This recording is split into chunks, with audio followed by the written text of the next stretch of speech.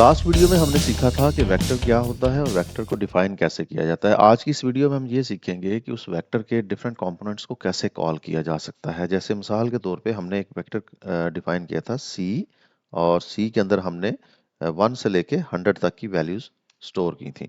अब अगर मैं इसको प्रिंट करता हूँ, प्रिंट सी, तो मेरे पास कुछ इस तरह से नंबर्स आ रहे हैं। अच्छा, मुझे ये देखना है कि नंबर 35 के ऊपर क्या चीज़ आ रही है। तो मैं क्या करता हूँ, इसको कॉल करने का बड़ा सिंपल सा तरीका है। आपका वेक्टर और वेक्टर के बाद स्क्वायर ब्रैकेट के अंदर लिख देंगे 35। तो जो भी 35 नंबर पे आ रहा है वो दे देगा। चलें, इसको थोड़ा सा मजीद अंडरस्टैंडेबल बनाने के लिए हम 1 टू 100 की बजाय -100 टू 100 कर देते हैं।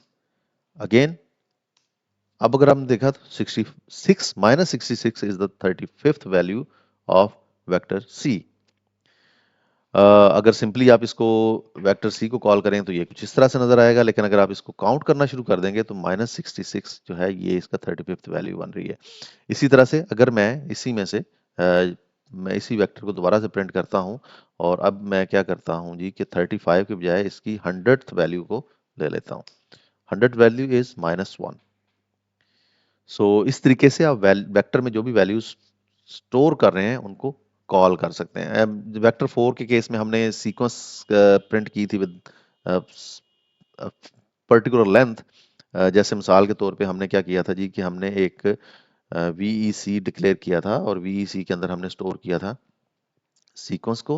सीक्वेंस हमने कहाँ से स्टार्ट की थी, 1 से लेके 100 तक, और उसके बाद हमने उसकी जो लेंथ आउट थी,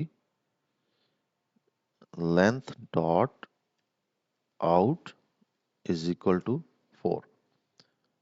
सो ये हमने इसके अंदर स्टोर कर दिया। अब इसको जरा प्रिंट करते हैं, प्रिंट और VEC। तो हमें इसने सॉरी, स्पेलिंग गलत हो गई।